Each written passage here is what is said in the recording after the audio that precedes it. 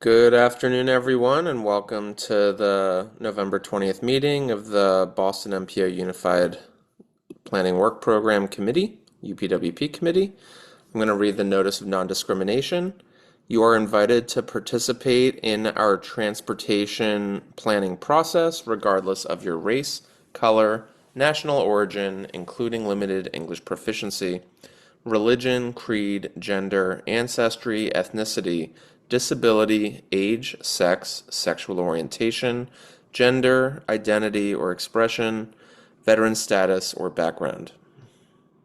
You may read the full notice of your rights and protections at www.bostonmpo.org/MPO_NON_DISCRIMination. This meeting is accessible to people with disabilities. Zoom products are compliant with exceptions with the following standards: Web Content Accessibility Guidelines 2.1, Level AA standards, and revised Section 508 standards. If you require any additional accommodations in order to participate fully in this meeting, or if you have any technical difficulties, please contact Ibu Karashi of MPO staff at iquraishi@ctps.org, or you may call 857-702-3695 or request via the chat box. Thank you. This meeting is being recorded. This meeting is accessible to people with disabilities. Zoom products are compliant with exceptions. Maybe this is redundant to what I just read off the screen, Olivia, but thank you all. The virtual meeting guidelines: all participants will join the meeting with muted microphones. Please rename yourself to include your first name, last name, and affiliation. After roll call, board members may mute and unmute themselves. Always remain muted unless actively speaking. To participate in the discussion, please select the raise hand function. You may find this by clicking either on the participants button at the bottom of the screen, and a window will pop up with a raise hand button at the bottom, or the reactions button in the toolbar. The chair will then call on participants. Please raise your hand via Zoom if you would like to use an AI note taker during this meeting. I'm not seeing any hands raised on that. And if you are on the phone, you can use *9 to raise your hand. Um, Derek, sorry to interrupt, but I think we accidentally made you host of the meeting. Okay. Would you be able to, I guess, unhost Well, who do yourself? do you need me to make someone host or just remove myself as host? Ibu. Yes, Ibu should be Yep. the host. Thank you. Change host. Ah, perfect. Thank you. You're welcome. And then for introductions, I'm happy to do the roll call now. Starting with MassDOT. Derek Schuster representing MassDOT. City of Newton. I don't think David Kozis is here today, so don't think they will be here. Inner Core Committee. Hello, Tom Bent, City of Somerville, representing Mayor Ballantyne in the Inner Core. And Metro West Regional Collaborative. Dennis Giavetti representing Metro West. Metropolitan Area Planning Council. Travis Pollock representing MAPC. MBTA Advisory Board. Good afternoon. This is Isabella McKinnon representing MBTA Advisory Board. I'm filling in for Hannah Smilikowski today. The Community Advisory Council. This is Will Palmer from the Community Advisory Council from Transit Matters, sitting in for Caitlin Connolly. Three Rivers Interlocal Council.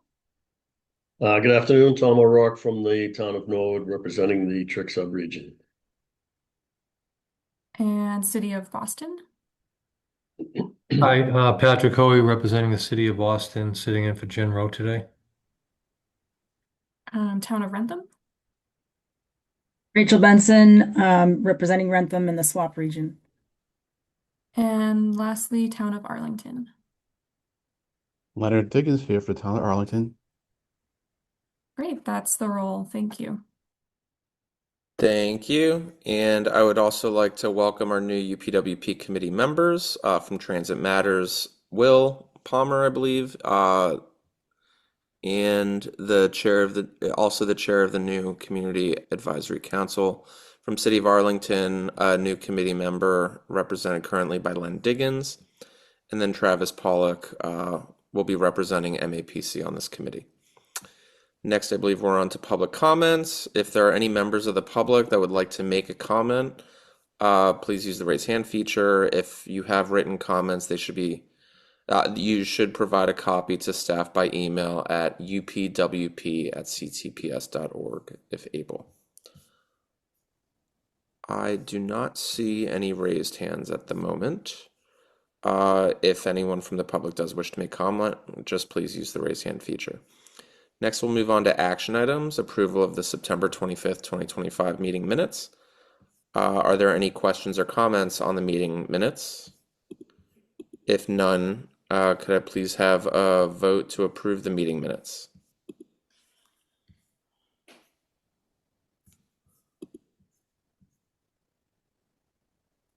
Tom? I'll make a motion to approve the meeting minutes of September 25th, 2025. Thank you. And Tom? And I will second that motion. Thank you, Toms. Olivia, please call the roll. Yes. Derek Schuster. Yes. Tom Bent. Yes. Dennis Giambetti. Yes. Travis Pollock. Travis abstain. Isabella McKinnon. Isabella abstain. Will Palmer. I abstain. Tom O'Rourke. Yes. And Patrick Hoey. Present. Rachel Benson. Abstain? And Len Diggins. Diggins, yes. Believe that motion carries. Thank you. All right. Thank you. Next item is Federal Fiscal Year 2027 Unified Planning Work Program Development Timeline. I believe this is Tegan and Olivia. Yeah. Yes. Go ahead, Oh, Olivia. sorry, go ahead, Tegan. I was just going to hand it off to you. Go ahead. Sorry, I did see my name first, so I ended up jumping in. Yes, so thank you and welcome everybody. It's kind of exciting to have a vote that we had to question whether or not we actually passed it, to pass the minutes at the beginning of this kickoff to the 2027 UPWP development timeline cycle. So just wanted to welcome everybody as well. Lots of you are returning faces to the UPWP process, but there are also some new folks in the room. And so just wanted to take 1 minute to say welcome and also just remind us all that the work that this committee does is very, very important to the success of the MPO. In this forum together, you all will be discussing and recommending for approval the MPO's essentially our annual planning budget, the work that we do. That represents about $8 million. Depends on the year and how many discretionary grants we get, but let's say around $8 million of formula funds that help advance the MPO's goals through the planning work that we do, studies that we carry out, technical assistance, carrying out our core required document development processes and more.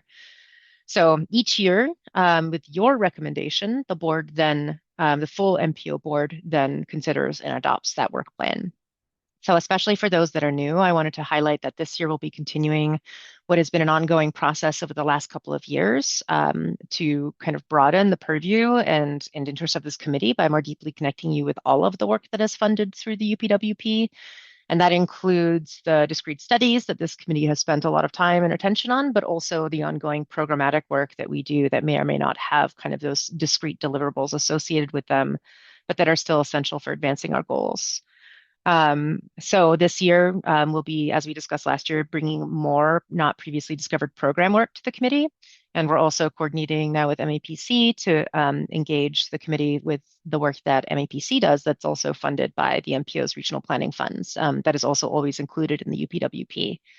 So we're thrilled to sort of broaden this conversation with you all and kind of deepen your awareness of the range of work that the MPO does. And then I'll also just lastly say that I'm thrilled to have Olivia embarking on her second year of managing this UPWP development process with us. She took over last year, kind of at the beginning of the process, but with an accelerated timeline to get to that final product. And that led to her really needing to pick up and learn a lot in a very short period of time. So this year, Olivia, you'll be able to approach this with a full timeline and also build on your experience from last year. And I'm really excited to go through this process with all of you. So thank you. Yeah, thanks. That's a great segue to my portion of this brief presentation for me today. I'll be previewing what the timeline will look like for this next UPWP cycle and how we'll engage the committee throughout that time. So if we can go ahead to the next slide, and I think maybe, oh, there we go. Perfect. Thank you. So this is kind of a zoomed out timeline of what the next few months will look like. As you can see, we have the goal to endorse this document by the end of June, which is actually a month earlier than we endorsed the document last year. And because of that, and because we have kind of like a full timeline here, we're starting the development process a little bit earlier. And we're spreading out the committee meetings a little bit better this year. So we're roughly aiming to have these committee meetings be about a month apart from each other. So that's the kind of cadence you can expect in terms of meeting with this committee. In terms of the meetings, the first two that we will have, including this one today, will be focused on discussing MPO program work. So later today, we'll be talking about some specific work we're doing within our freight planning and active transportation planning programs. And our next meeting will be dedicated to additional program discussions. It's still finalizing exactly which programs we'll be talking about, but likely some work we're doing within our transportation impact mitigation program. And then half of that meeting will also probably dedicate to MAPC to talk about some of the recently completed and planned work that they have been doing using the PL funds that we allocate to MAPC in our UPWP. And the third and fourth committee meetings will be dedicated to discussing and voting on which discrete studies we will include in our 2027 federal fiscal year UPWP. And the last two meetings will be to review the draft and final versions of the document. So hopefully this gives a good snapshot of how things will unfold this year. There are a few things I wanted to note that will be different and some things that will look the same compared to last year. So if we go on to the next slide, please. I can start with some of the things that will be slightly different. First, as I've been mentioning, but I will continue to say, we do want to dedicate more time and better opportunities for this committee to discuss our program work. And this year we're spreading out this conversation over 2 meetings. So hopefully we can have a little bit more time and more discussion about some of our planning work. And this year as well, we wanted to kind of bring to you some specific initiatives that we're pursuing within our programs, rather than asking kind of just more generally about our programs. So I think this way, hopefully this will be a good way for you all to engage with our work. And I'm very excited for our conversation today and at our next meeting to come. The next item I wanted to talk about, I actually might jump down to the third bullet point here and talk about amendments first. This change is kind of more of an administrative change, but something I wanted to make everyone aware of. We're kind of slightly adjusting some of our protocols about bringing amendments to this committee, and this change is in order to streamline this whole process and in order to save some time in these committee meetings so we can talk about our program work and our discrete studies and the things that will shape our next document. So I can provide some more context here. In our UPWP, we are federally required to document the transportation grants that are awarded to agencies or municipalities in our region as they are awarded throughout the year. And so what we'd like to do this year is consider those changes to the current UPWP that simply involve adding a grant into our document as an administrative modification rather than considering it as an amendment. Essentially, administrative modifications are used for more minor changes to our UPWP, and they also don't require a vote of approval from the board. So what I can do is, instead of coming to this committee and doing a presentation on the grants that will be added into the appendix, I can go straight to the board and present to the board. We don't need a vote of approval from the board. So hopefully this will streamline that process a little bit more. This is something that we talked about with MassDOT and is consistent with how other MPOs in the state handle these types of changes. And of course, also in line with federal guidance as well. I want to also note, related to this, that typically each year we have a revision to the UPWP document that involves a budget change of 25% or more of a budget task. And in that case, that will still be considered an amendment, and the process for getting that approved will be the same. We'll come to this committee, do a presentation on what the budget change is, why we're making that change, to get your approval, and then bring it to the board for a formal vote. So I just wanted to distinguish that, and really that this change is meant to make it a little bit easier and quicker to just document grants into our appendix. All right. Yeah. Sorry, Go ahead. Yeah. Sorry. Do you have a question on that one? Or I was about to move on, so if you don't have But yeah, I didn't know if the pause was in case anyone did have questions about that one. it's a good place to pause, for sure, if anyone has questions about amendments or anything you want us to clarify. I don't. I'm familiar with this, but just giving others the opportunity. I'm not seeing any raised hands, so I think you can continue, Olivia. Thanks. Okay, great. And so the last kind of thing that I wanted to bring up that might be a little different from last year is related to how we refine our universe of UPWP proposals. And I'll provide some more context around this, especially for folks that are newer to joining the UPWP committee. Typically, over the past many years, we begin the UPWP development process by soliciting ideas for our work. And through this process, doing this year over year, we've collected a lot of very interesting and very relevant ideas. And actually, many of these we have been able to incorporate into some existing program work, which is one reason why we think it's important that we continue to engage this group in talking about our programs. But even so, after that, after incorporating what we can into our program work, we still have a comprehensive list of study ideas that we can consider discrete studies, and things that we've marked as something that we would like to pursue in the future and that we still find to be very valuable to invest in the next year or two. So this year, rather than conducting kind of this broad solicitation and gathering a lot of new UPWP ideas, we want to focus our attention to the ideas that we've gathered over the past few years. We've been specifically looking at the past 3 years, and we have a number of discrete study we've kind of earmarked for the future. And these ideas have come from a variety of sources, including us as MPO staff, but also MPO board members and the public have submitted the ideas that are listed in this universe right now. So ultimately, this adjustment that we're making this year is meant to streamline our process for analyzing which UPWP proposals we want to consider putting into our next document.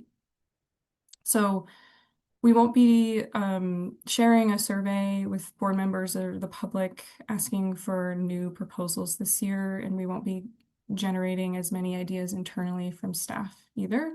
And this is all to give us the chance to revisit the ideas that we've already collected. That being said, what will be the same is that we will still follow a similar process to discuss and vote on the discrete studies that we will prioritize for funding in the next UPWP. So staff will come to this committee with a short list of discrete study proposals that we've taken from that universe, ones that we've discussed and determined would be feasible for us to do next year. And then this committee will come together and have a discussion on those ideas, talk about the challenges or the opportunities that these ideas could propose. And based on your input, we'll go back and revise some of the scopes if needed. And this committee will meet again to have a vote on which studies we'll include in our next UPWP. We're expecting a similar amount of funding for discrete studies this year, as we have in the past few years, about $150,000, which typically would fund 2 or 3 discrete studies. So that process will look very similar to last year. And that kind of sums up my little portion here. I know I talked about a number of different things, so I'm happy to turn it back to Derek and answer any questions if folks have any. Thank you, Olivia. Are there any questions from committee members on the development timeline or some of the changes and similarities that Olivia shared?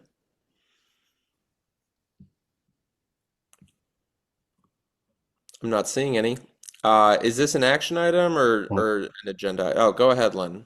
That's because I was politely waiting. So thank you, Derek.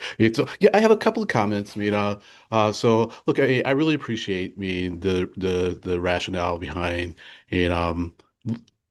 bringing back the old studies, or not, that's the wrong way of saying it, of revisiting proposals. We do have a great collection. I will say asking the public though for ideas is a way to engage the public. And even if we're going to revisit, I'd like for us to try to figure out some way to engage the public as we look at the old proposals, because I think there are people who are really interested, in the discrete studies. So if we could figure out some way to do that, if not this cycle, then maybe next cycle. And I say that tentatively because you did say that you were going to streamline the process. So I'm hoping at some point we will engage the public for suggesting new ideas, because times change. And so it'll be good to get people's input.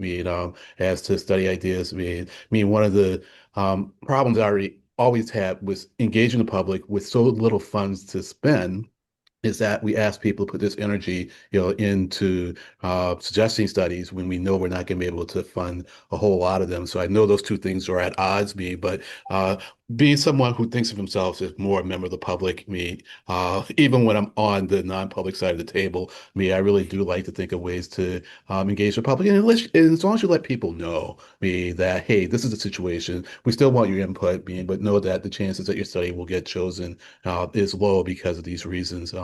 That I think will go over fine. And the last thing regards to the more time to discuss the NPO program work. This is great. And I think one thing is there's like the multimodal study program, I think, where projects or studies are selected. And I know that staff generally selects those studies, and I'm fine with that. And we'll probably cover this when we talk about that program. But to the extent that we can know what the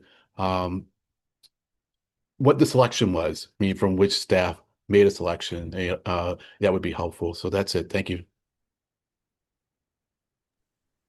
Thanks, Len. Yeah, thanks, Len. I can respond to some of your comments. I'm happy to respond to those. So first, we're definitely trying to figure out a way we can make sure the amount of ideas we're getting and soliciting that they kind of match the amount of studies that we can actually pursue. And I think we've had, just from doing this over the past few years, we've had a lot, and we want to kind of catch up in that way this year. So we're definitely figuring out a strategy to still obviously keep getting ideas, but making sure we're getting the right amount.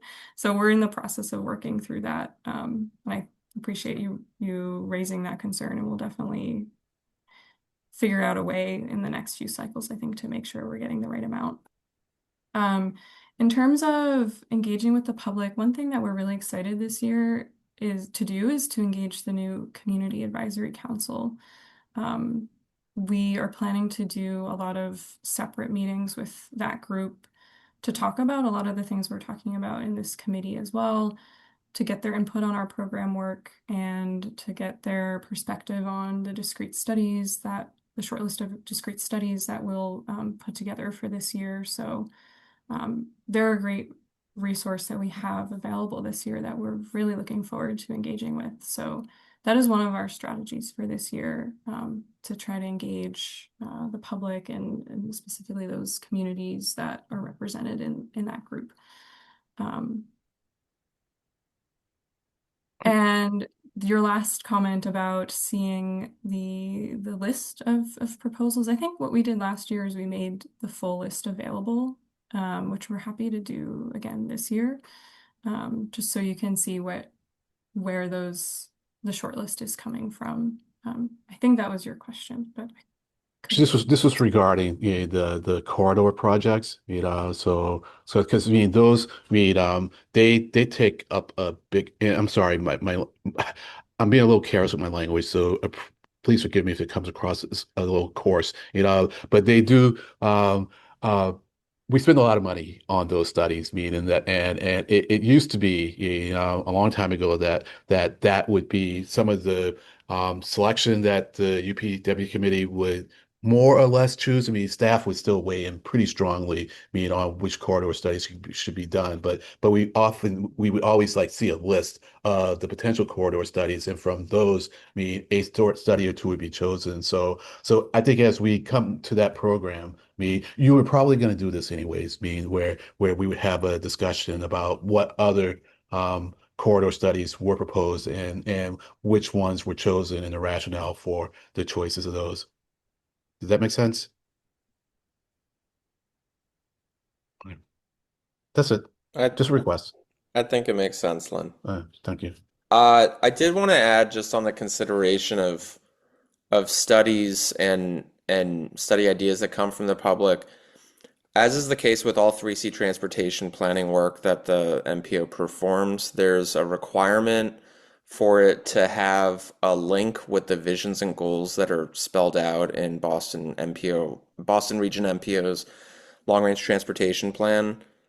So I think if there's some consideration we may want to recommend to staff, not necessarily now for the active regional transportation plan, but when the time comes to update it in the future, to think about visions and goals more broadly enough so that it would be inclusive of needs that maybe we learn about that may merit further study over the next 5-year time frame. I think that would be a good practice for the committee to explore, not necessarily today or at any meetings this year, because we're a little off from the long-range transportation plan update, but I think that's a good way for us to police or connect, what studies that we do ultimately recommend the MPO perform, that they have that alignment. Does that make sense? Okay, thanks, Lynn. Any other questions for Olivia? Okay. Does this require action from us, or was this an update? I don't have this as an action item, just more of an update. Okay. Thank you. Well, thank you, Tegan and Olivia, for this item. Next, we're on to freight planning program discussion. I believe Shrivanti will be sharing information about this. Thank you, Derek. Thanks again. Good afternoon, everyone. I'm Shravanti Gopalan Narayanan, Freight Planning Program Manager and MPO staff. I'm here to share more about the MPO's Freight Planning Program. Next slide, please. I'll start with a quick overview of our ongoing programmatic work. So this year, one of our major efforts has been updating the critical urban and rural freight corridors at MassDOT's request. So this update helps to ensure that our region's priority freight corridors are designated and are eligible for National Freight Program funds. We issued a call to action to our municipalities and Massport to gather any adjustments to existing corridors and new proposed corridors. We are currently mapping both the existing and newly submitted corridors for MassDOT's review. And upon MassDOT's review, these updates will be presented at an upcoming MPO meeting for public comment, and the MPO will vote on the designation of the corridors. Following the MPO vote, MassDOT will certify and submit the designated corridors to FHWA.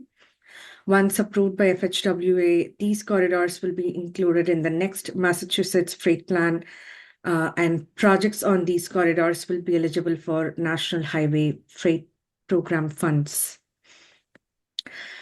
We are also leading the development of the Federal Fiscal Year 2026 Freight Action Plan, which will guide the MPO's freight planning activities over the next few years.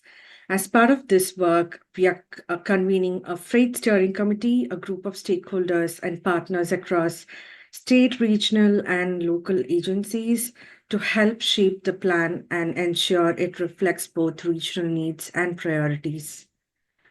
I would like to take this opportunity to highlight our recently completed UPWP discrete studies from Federal Fiscal Year 2025 and 2024.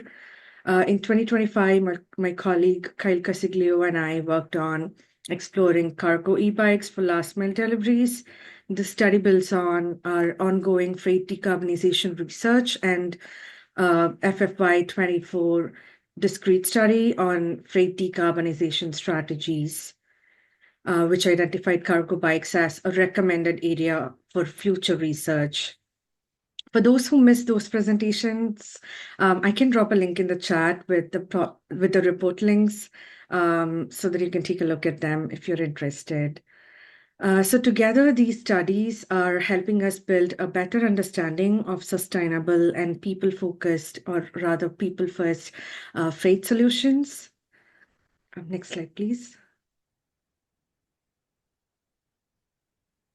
So in today's presentation, I would like to focus on discussing about the Freight Action Plan. The plan is intended to guide the MPO's freight planning activities. It will help highlight regional needs and priorities and identify potential future study topics for the freight planning program. Development of the Freight Action Plan was identified as a priority for this federal fiscal year, and this also aligns with recommendations from the 2018 and 19 Federal Certification Review, which encouraged the MPO to update the plan every 4 years. Next slide, please.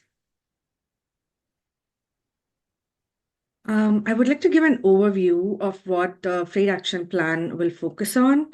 We'll review existing freight systems and conditions to identify major trends and shifts shaping freight activity in our region. We will engage freight stakeholders both through the Freight Steering Committee and more broadly to understand where the freight system is meeting the needs and where challenges may exist. We'll conduct data exploration and analysis to better understand freight movement, including freight volumes and system utilization, and will document identified data gaps. This will help us identify regional needs, challenges, and priority areas for the MPO as well as our key freight stakeholders to focus on. And finally, the plan will develop planning and policy recommendations to guide the MPO and partner agencies in identifying short and long-term action items that support safe and efficient and sustainable freight movement across the region. Next slide, please. I've put together a set of discussion questions to get some initial insights from the group. So the first question is, are there any regional freight topics or priorities from Freight Action Plan scope that you're most interested in? And I'm also happy to take any other general questions that you may have from items that I've discussed so far. Yes, Len. The curb. How freight, interacts with the curb, especially your smaller businesses. You need to figure out how to deconflict the curb, for transit, and cyclists as much as possible while still making sure that businesses get the freight that they absolutely have to have in order to be running businesses. Whether it's time management, or reallocation of the right of way, I think it just has to be, if not the top priority, like right up there. So that's it. Thank you. Thanks, Len. Thank you, Len. I actually wanted to echo that and note that Boston MPO staff performed multiple phases of the future of the curb study with some recommended guidance around this, and that would be excellent to see connected to this action plan as well. Definitely, yeah. We are planning to look into freight curb management as part of the Freight Action Plan. So I really appreciate that insight. Will. I know that we have a few different groups on the Community Advisory Council that are particularly interested in environmental impact and sustainability. So both from a decarbonization perspective, but also things like air quality impact from particulate from tires, for example. So I think that'd be something the group would love to hear about. Thank you, Will. So we are, as part of our data analysis, we are planning to look at where the emissions are versus where the equity populations are. So that's something that we are planning to look into as part of the data analysis, and I'm sure we will find interesting inferences from that. So I'm happy to keep that in mind. Thank you. Thank you. Shravanti, one idea I also thought might be good to explore is an evaluation or reevaluation of the hazardous material route designation in the Boston region. I know it's been a while since I think that was first established, in part with the Central Artery Tunnel and making sure that hazardous vehicles weren't presenting a threat to underground infrastructure. But I'm just wondering, with some patterns we've seen since those designations were first developed, if those have been updated or require a second look or not, and to therefore plan for. Jen. Hey everyone, Jen Concannon. I work closely with Shravanti and I manage the multimodal planning and design team, formerly Kaplan, if you don't recognize my last name. But I just wanted to note on behalf of Shravanti too, that there is also going to be a ongoing effort to start engagement for the freight decarbonization plan during this year. So that plan is going to come in future years. However, I think some of these items that we're raising too, there will be plenty of opportunity to explore in the freight planning program as we move forward, like some of the environmental impact and sustainability pieces. The freight action plan is obviously needs to be completed within a year, which means that it's going to have to tackle several issues, including safety, also being a big theme as well. So just wanted to flag that is also coming our way. And I'm sure there's also coordination that we could do around hazardous material route investigation and looking a little more into that. Great. Thank you, Jen. Did you want to continue, Shravanti? Sure, thank you. So my next question is, are there any specific areas of freight mode shift, for example, mode shift from trucks to rail or cargo bikes that you would like to plan, that you would like us to like explore more in further? Stephen? Hi. Have we totally given up on ever getting a railroad back to the docks so we can unload boats directly to railroad cars rather than putting on trucks it's like somehow this came about and I don't know that it was a concerted decision that that's the way to do it, but it's obviously has big environmental concerns and traffic concerns. And is everyone just forgotten about that, or is that still something that could be done? We do have plans to look into the existing infrastructure in terms of truck routes. I'm sorry, in terms of rail freight routes.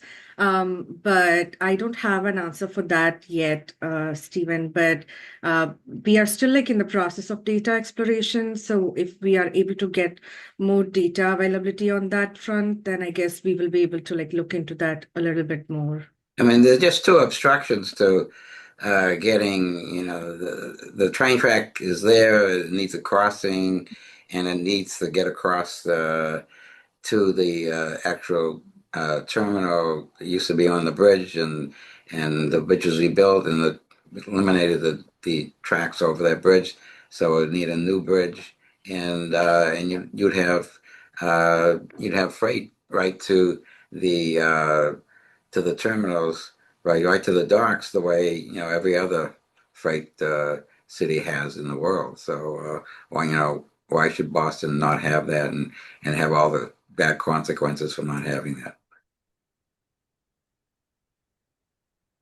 Thanks, Stephen. Any other thoughts from the committee on the freight mode shift question? All right. Len, go ahead. Well, I guess we are doing the transfers, to truck, and I guess it isn't so much a matter of that kind of shift as much as it is, what will be the nature of the truck, and so I think we should maybe think about how autonomous is going to fit into this, in the near term and the distant term. And I only hesitate because I know that autonomous can get us into kind of union issues, but I think we can maybe stay away from that and just talk about the benefits and the costs, of doing more, autonomous transfer of freight, before you get to the last mile and maybe even when you get to the last mile. That's it. Thank you. Sure, Len. Thank you so much. Thanks, Len. Anyone else? All right, next question. So moving on, as part of the plan, we are planning to conduct freight stakeholder engagement. So are there any key freight stakeholders or organization that you recommend us reaching out? And would you be able to like provide us any particular contact person from that organization?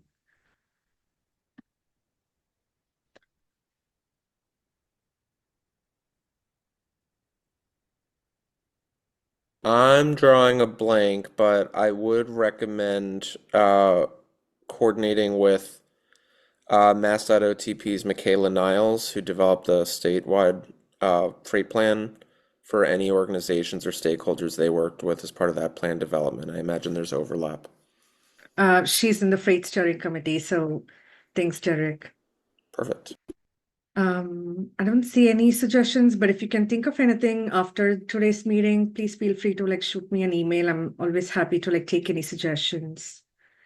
And my final question for the group today is, what kind of resources or tools, such as like fact sheets, interactive map, or statistics, or information on funding program. These are like some of the examples of what we are thinking to include as part of the Freight Action Plan, would be helpful for municipalities or the region.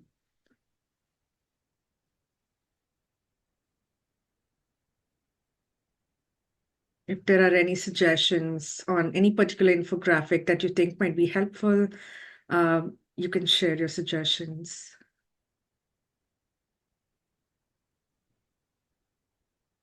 Well, Rachel Benson, while I never want to pass up the chance for a good map to be made, I don't know if there's any sort of security issues with if this is what you're even thinking of like the travel routes of these types of freights.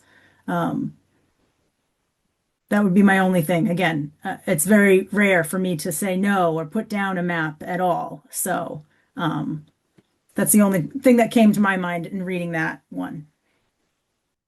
Thanks, Rachel. Yeah, we definitely are planning to include maps and figures wherever it's necessary throughout the plan. So we'll definitely make sure to like include those. Len? Yeah, I mean, I hesitate to say anything on the last two questions because I just don't know. I mean, what you already have access to. So I thank you for the link. I mean, to the most recent state freight plan. I mean, I'm going to read that, and then maybe based on what I don't see there, I mean, I feel that I'd be able to answer this question more intelligently. I mean, but if you could point me to a list of what you already have. I mean, then that might give me some ideas. I mean, of either what gaps are still there, or it might give me some new ideas. I mean, and just to back up on the third question, I mean, if you haven't contacted Chamber of Commerce's, I mean, they could be maybe some good stakeholders. I mean, but I guess with so many municipalities, it's like which ones do you pick? But I just say ask them all, and see who raises their hand. Yeah, that's it. Thank you. Thank you, Len. I think all I'd add is any resource or deliverable that can serve on a silver platter for municipalities if they're looking to initiate a TIP project potentially based on freight plan recommendations. How to do that, I think, still unfortunately remains a challenge for a lot of communities, and I think that spelling that out a little or having some sort of appendix to this plan that directs municipalities to those processes, because I know there's a number of places it's written down how to accomplish. That would be, I think, helpful for municipalities.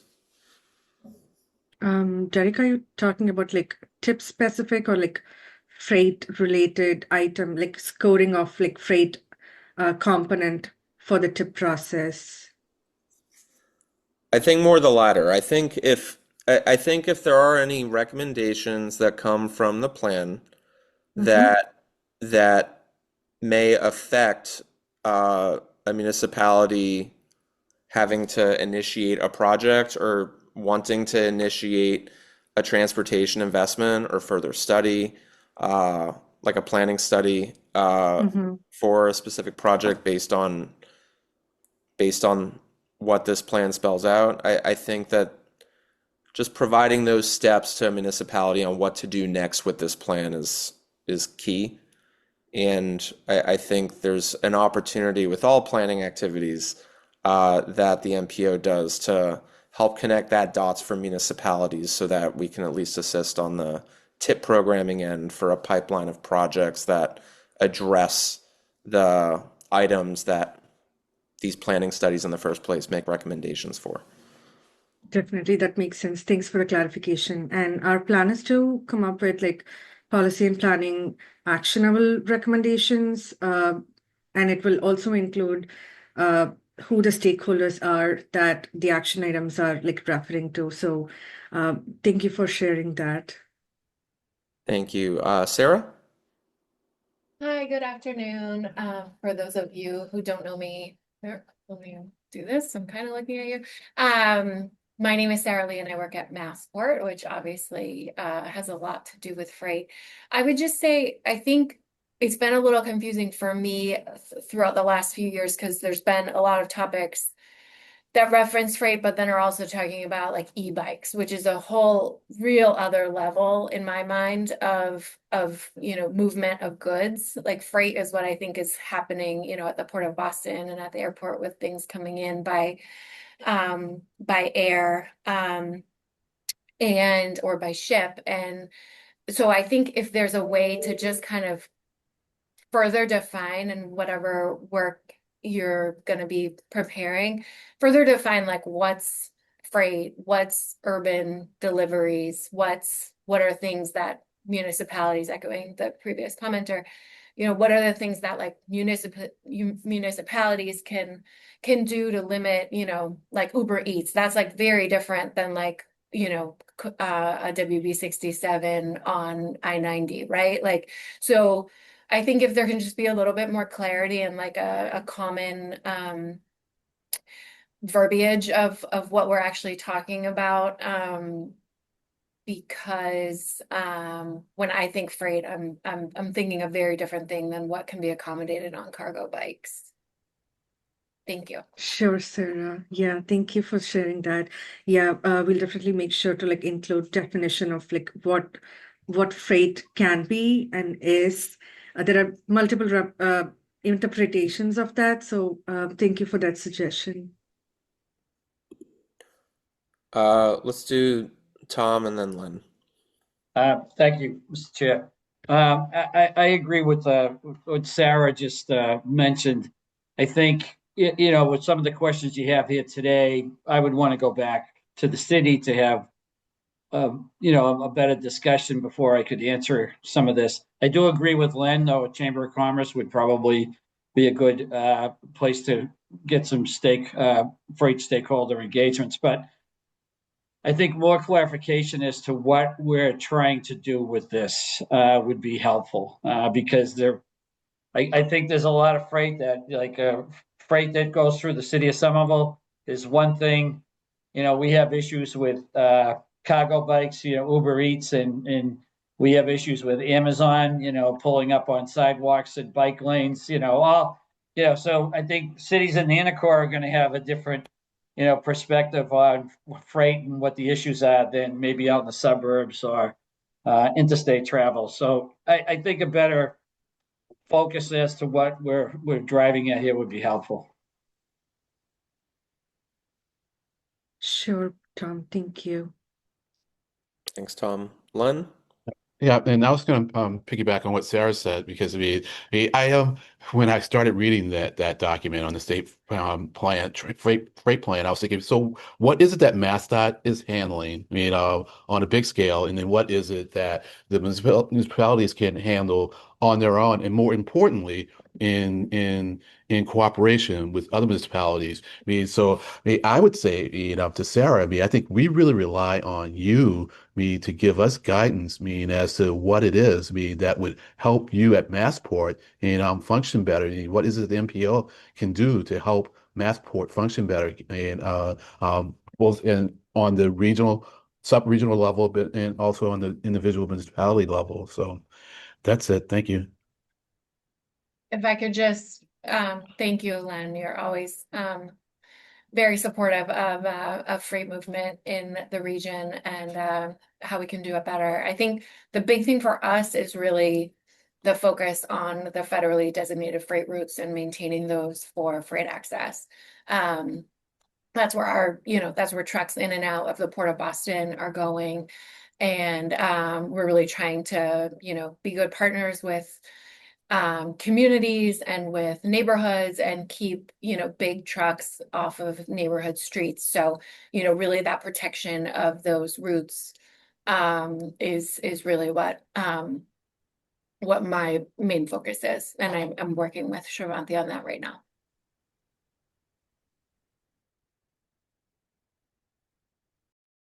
All right. Shravanti, any other discussion questions? No, I think that is it. And I really appreciate everybody's insights on this. And thank you for taking the time. I'll pass it back to you, Derek. Thanks for presenting, and thanks everyone for the lively discussion. Next, I believe we have is the active transportation program discussion, and we have Kyle Casiglio for this. Kyle? Thank you, Derek. Hi, everyone. My name is Kyle Casiglio. I'm the Senior Active Mobility Planner here at the MPO. I manage our active transportation program.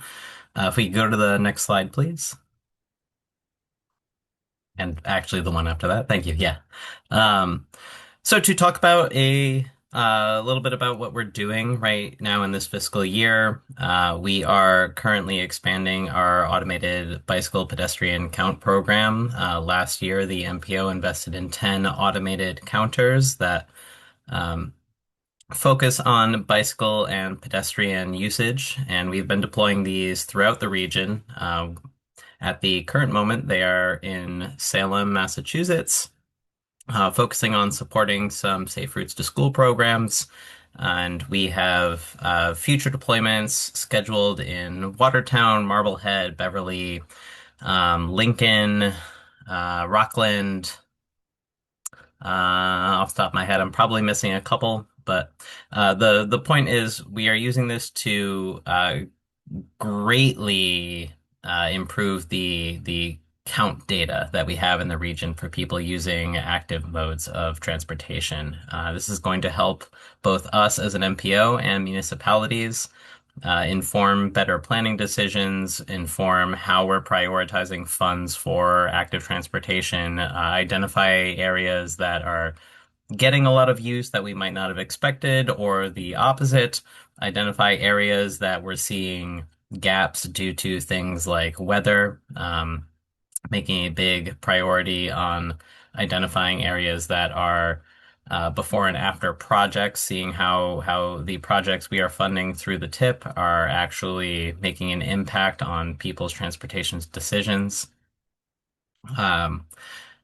The next big area that we're working on in the program right now is our regional needs and gap analysis. So the last time that a gap analysis was undertaken in the region was in 2014. We are not just updating that, but we're bringing an entirely new methodology to it. So looking at, in the past, it was where are there gaps between existing pieces of infrastructure? Now we're trying to expand that.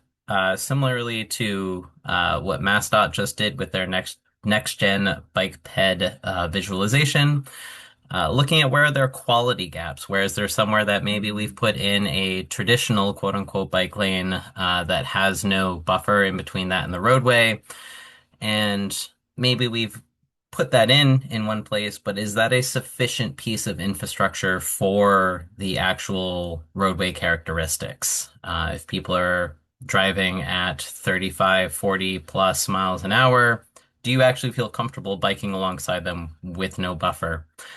So trying to identify areas like those, incorporating recent work we've done with Vision Zero and No Heat to identify major safety gaps, areas where there might be completely sufficient infrastructure nominally, but there's a heat gap, as in no one wants to walk here because when the sun is shining at 90 plus degrees in the summer, it's brutal.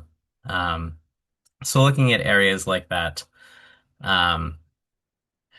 And finally, we are continuing to convene the Active Transportation Steering Committee. They are the guiding force behind our needs and gaps analysis. This is a body comprised of municipalities, advocacy organizations. We have our partners at MassDOT, MAPC, the MBTA as well on there. So continuing to guide just not only our needs and gaps work, but our broader programmatic work in general. We do also have a few recent UPWP studies that I do want to highlight. Right now, we do have the pedestrian scale lighting study that was approved for the most recent UPWP that's going to be looking at how do people who are walking, experience the transportation network at night. Is it safe? Does it actually give them the lighting they need to see vehicles, see other people, to feel comfortable, to feel safe when they're moving about their neighborhoods? As Shrimanti already talked about, we collaborated deeply on the Exploring Cargo e-bike study and how that can be implemented for first and last mile deliveries. And recently as well, the parking and bike lane study that was really looking at all of this infrastructure that we've built out over the last 5 to 10 years and how we can make it as effective as possible. Because if it's frequently blocked by people with motor vehicles, it's not actually usable infrastructure for those who are trying to use it for active transportation means. Next slide, please. So really honing in on that needs and gaps analysis. As I said, this was last conducted in 2014, so it's far past due for an update. This was also a recommendation by the Federal Highway Administration when we came up for certification review. What you see on the right is a diagram from our last analysis of the region. So this is exactly the type of stuff we're looking for. We have a number of streets that are bicycle friendly, we call them, but even if they don't have infrastructure, being that they are low volume, low speed, somewhere where you can feel comfortable traveling in mixed traffic.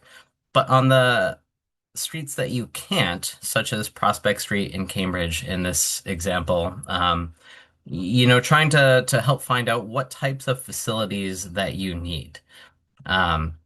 The process, how we're going about this is we are overlaying a level of traffic stress LTS analysis of roadways and streets in the region to basically assign them given the volume of traffic, given the number of lanes that you have, given the volume of vehicles that you have. How does it feel actually biking or walking along this street?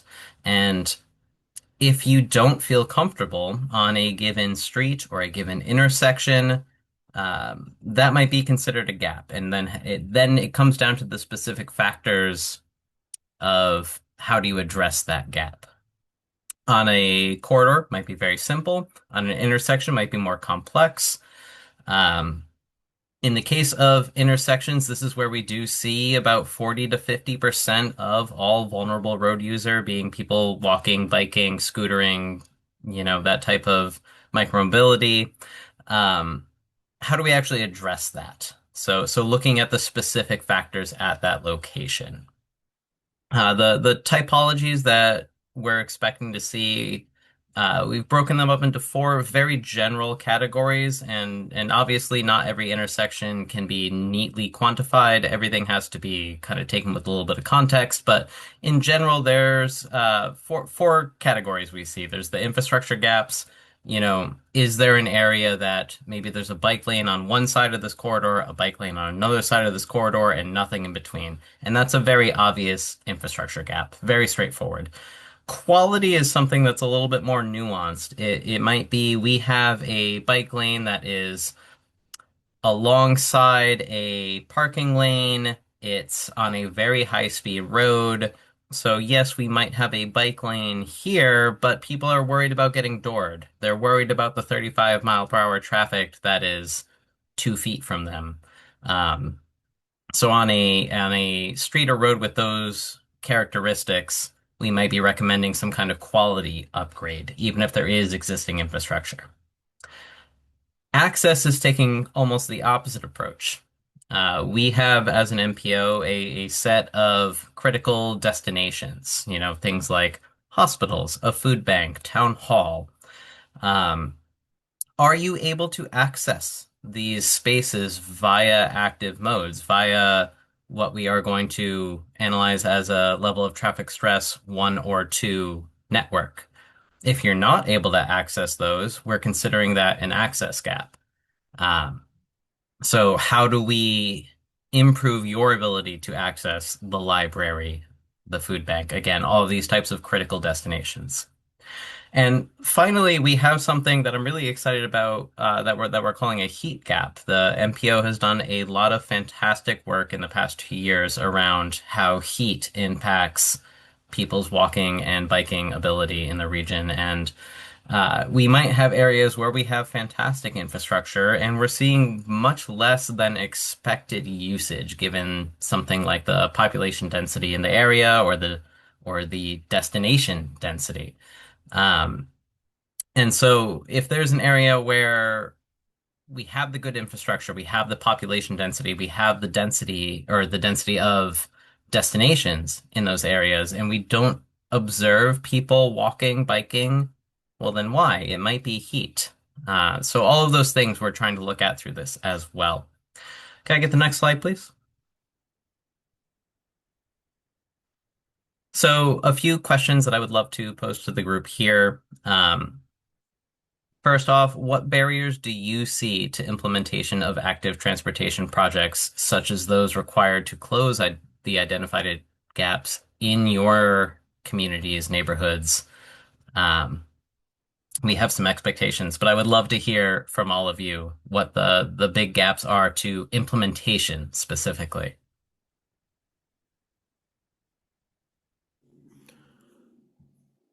Anyone have thoughts on the first question?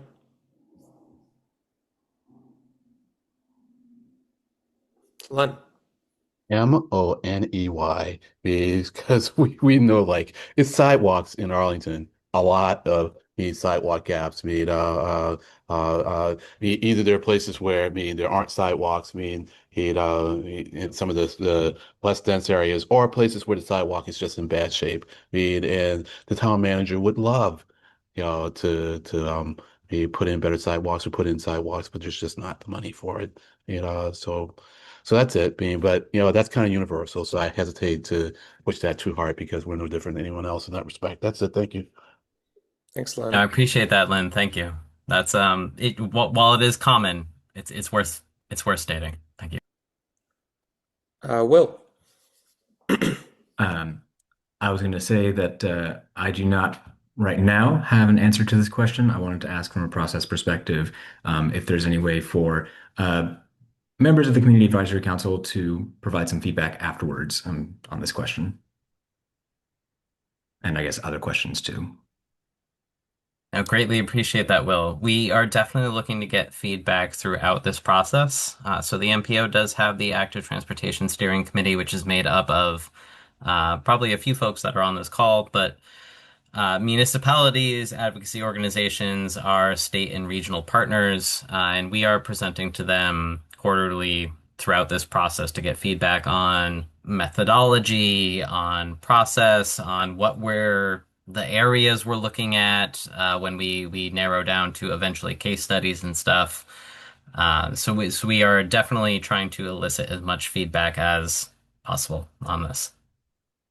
And so if council members are interested, should they reach out to you, or should we ask Tegan the best way to provide that feedback asynchronously if needed? I would be more than happy for you to reach out to me directly. I'll put my email in the chat. Awesome. Thank you. Thanks, Will. Thanks, Kyle. Travis.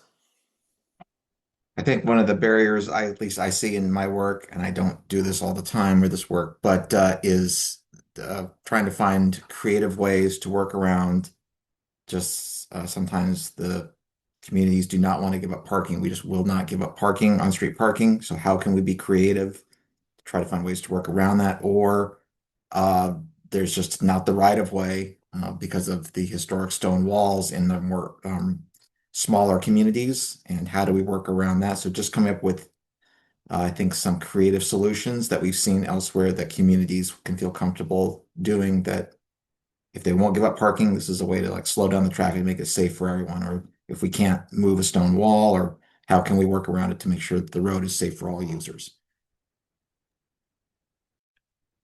Thank you, Travis. Yeah, that's definitely one that we are anticipating as a common concern, narrow rights of way. We would all love to put in beautiful, bespoke, protected bike lanes on every major road. Unfortunately, that's not reality in our region. And it does come down to that. Then it's traffic calming. It's turning the roadway from a high-speed corridor, and I say high-speed in quotes because we've all seen these corridors where you might be able to move 35 plus miles an hour for segments, and then you get stuck at the red light, right? And actually slowing down the speeds in between those blocks leads to a safer corridor that doesn't impact speeds in a corridor level throughput. So that might be the solution in one of those types of scenarios. Again, we want to do the case studies and give more thought through, more data-backed analysis at that point. But definitely something that we are expecting for sure. Kyle, I have a couple things. It's kind of tackles one and two.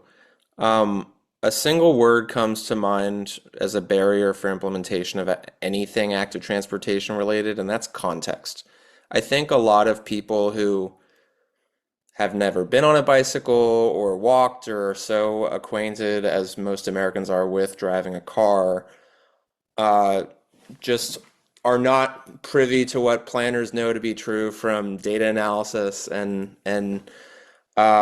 mobility patterns about the role and value of active transportation investment.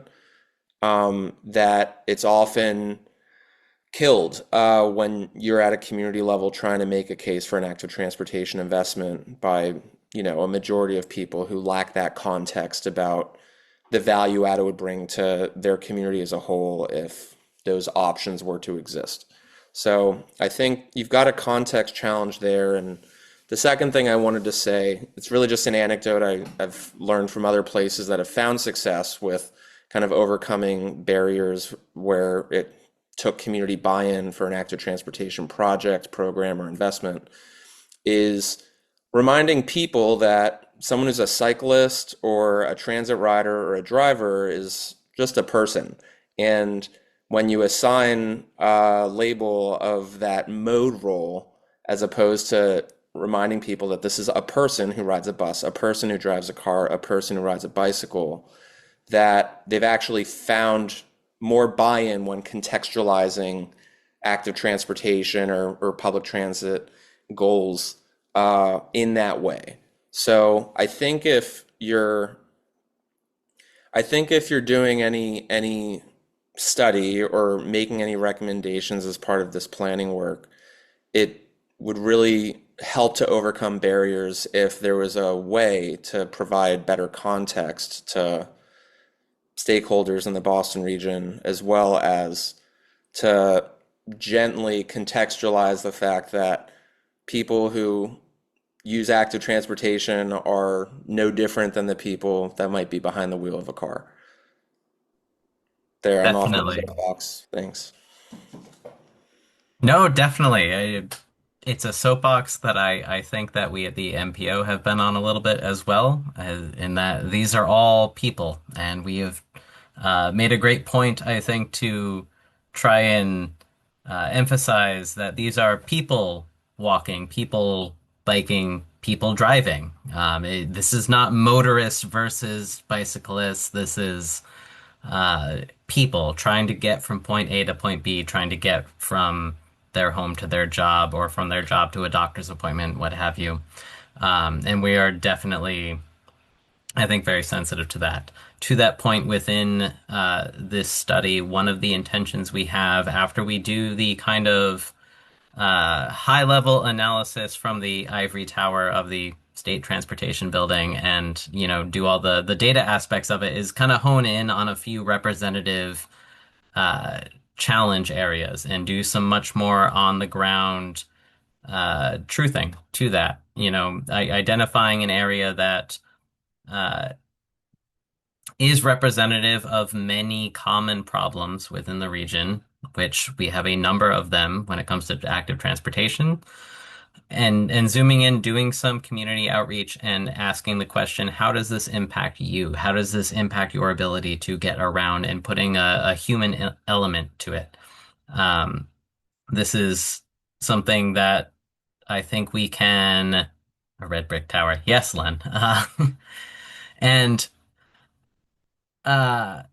communicating that factor of how it obstructs, how a particular gap or gap typology obstructs people who we can put a face and name to, or at the very least put an anecdote to, and say, this is how this gap is preventing this person from reaching their healthcare needs. I have an education background, and I used to have students show up late to school all the time, being like, well, we literally could not get here on time. Like, to get from the 3 miles away to this school, and also to get my mom on work on time, it is just not possible. And putting those human stories to it, I think really, really makes it an easier sell when we get to that town meeting level, when we get to that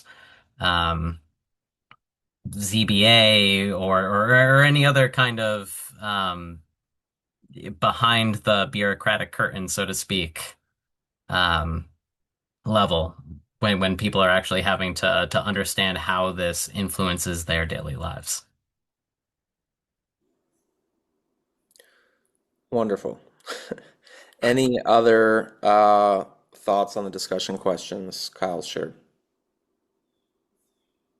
See a little activity in the chat. Yeah, I do want to bring up that third one, which is different completely in context from the first two, but we have the Active Transportation Steering Committee, as I mentioned before. This is a new body. We've only been convening them for about 12 months at this point. We're coming up on our first turnover cycle, where we're looking to have some people phase out and some new people phase in.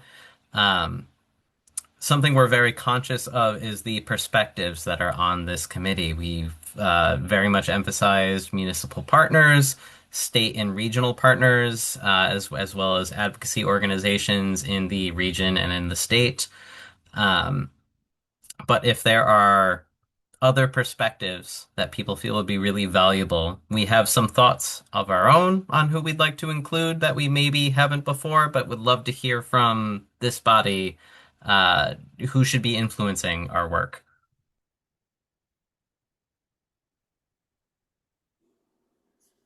I think any municipal bike ped advisory committee, maybe chair, vice chair, active transportation advisory committees that we know exist across a growing number of communities. I think their perspectives would certainly be valuable to your steering committee as well. Thank you, Derek. Len. Thank you. And also it's important to know who makes the decisions regarding, transportation, in various municipalities. I don't know if it's the case in all towns, but certainly in Arlington, it's the select board, that controls what pretty much happens on the roadways. And so you have 5 people, three of which you need to get, to change whatever you want, to make happen. So understanding that dynamic, is important to getting something done, in that town. And I think other towns that are like it. So like, how do you reach out to them in an effective way to reach out to them to make the change happen? It takes time, it takes a lot of effort, but it's the way to go. It's the only way to go in places like Arlington. And I'm going to throw in something a little wild here because it hasn't been brought up, and I'm not quite sure where it comes up. But rollers now, they're affecting things on shared paths, and even on sidewalks, and even in bike lanes. Like I was in Boston this morning and saw like a roller going the wrong way on a bike lane, and it's like if they're a new element. I don't know quite what to do, and so I just kind of toss that out there because when they're on sidewalks and bike paths, they're certainly affecting, I think, some people's feelings of safety, as active transporters. So I just tossed it out. I don't know what to do with it, but anyways, there it is. Thank you. Thanks, Len. There's a note in the chat from Travis and from Patrick, just calling people's attention to it in case they wanted to read the comments.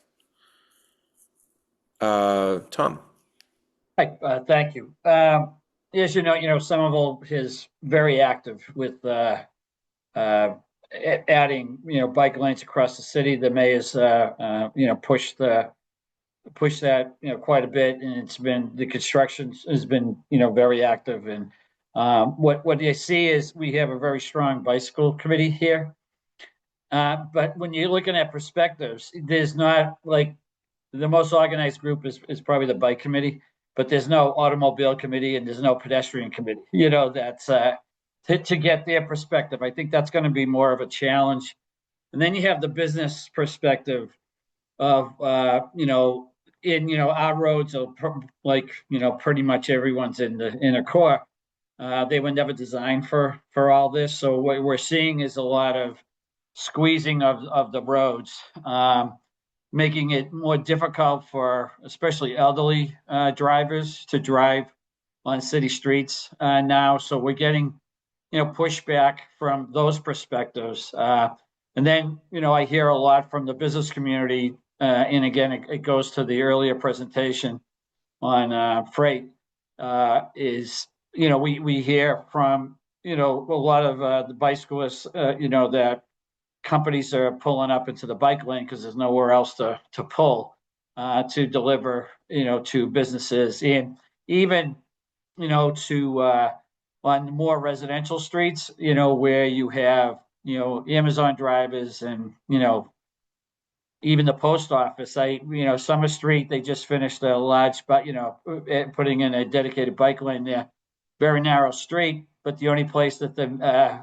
U.S. Post Office they're literally pulling it into the bike lane and onto the sidewalk to deliver mail. And what do you do about all that? So there are different perspectives out there, and I think I would just advocating to make sure we try to get perspectives from all the different constituents to kind of figure this out. The other thing that we're seeing is, and I've asked this at the MPO to the state a couple of times, is who's allowed in a bike lane? Len just mentioned, right, rollers, and now you have e-bikes that can go 30 miles an hour.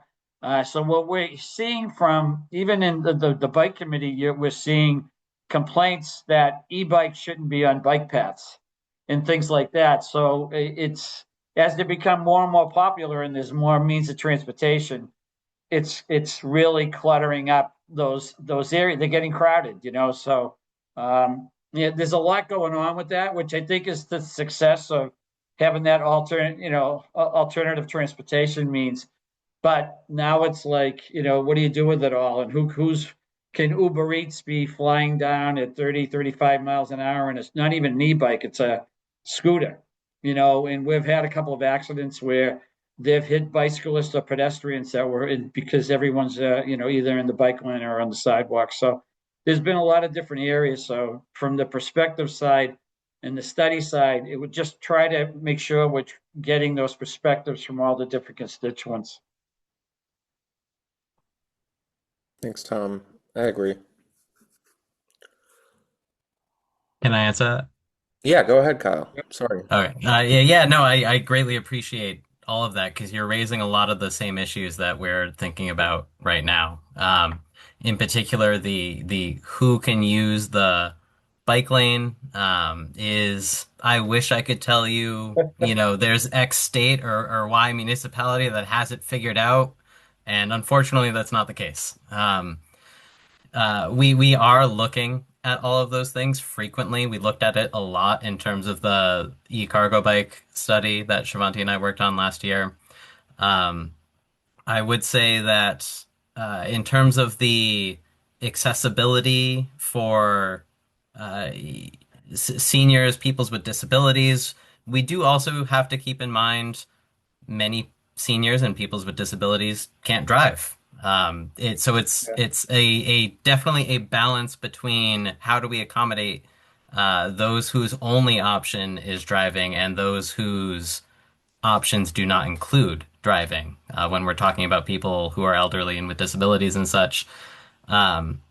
And we are definitely trying to be cognizant of that when we undertake these studies. When we do the more comprehensive regional plan, we will definitely be trying to look at that in more full. As regards to e-bikes specifically, Massachusetts state law is that anything that is going above 20 miles per hour, be it pedal assist or via throttle, is no longer considered a bicycle. So I have a hard time giving any feedback, guidance, tips, because technically this is all illegal. I know that this is common and not an exception if there is someone riding at 30 miles per hour on a shared use path, for example. It's happening. It definitely is. I am someone who doesn't own a car. I take my daughter around town on an e-bike. It's a legal class 2, for example. And then there are people who are flying by at 50 miles per hour with 3 food deliveries on it. And I've been on that side. I've done the food delivery, never with the illegal vehicle, but but I understand that the pressures that these people are put on, and I would point you towards the parking in bike lane study in terms of strategies to actually like reduce the instances of people parking in the bike lane via various means through. There are design and enforcement aspects to it, and those are very important. But in terms of what I think makes the most impact, it's the policy impacts and it's accommodating freight. We have demand for delivery, and that's not going to go away. So accommodating that demand via it might be reducing a few residential parking areas for more loading zones. If you want delivery frequently, reliably in your residential neighborhood, it might mean 1 or 2 spots have to go to a loading zone, you know? How we locate them, how we price parking, how we allow people to potentially reserve loading zones, all of that type of stuff. I would very much point you towards that study. And to Len's comment, I made a great point as a true believer in all of that to never park in a bike lane, even when I was driving for Instacart with a car. So that did delay and get me some negative reviews sometimes, though. So for someone who doesn't have the good fortune of a full-time planning job to back up their side income, I begrudgingly concede why they do it and hope we can accommodate them better. All right. Thank you, Kyle. Thank you, everyone. I think we can move on from the discussion now, but if anyone has other answers they want to contemplate to these questions, you should definitely reach out to Kyle, who I think you shared your email in the chat. Yep, kcasiglio@ctps.org. Thank you again. Next is members' items. Do any members have items at this time they would like to discuss, raise, maybe future items?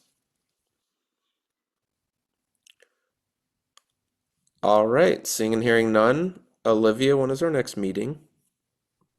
Yeah, so I have the next meeting, I say tentatively scheduled for Thursday, January 8th, because I know availability around this time of the year can be a little bit hard and tricky. So what I'll do, I think, is I'll send an invite to everyone shortly, but if you can't make it, please just shoot me a message. And if I'm anticipating that we might have a hard time reaching quorum, I'll look for a different date. But that right now, January 8th is our next meeting, and we'll have a very similar discussion as we have had today, but with different topics of program work. So thank you.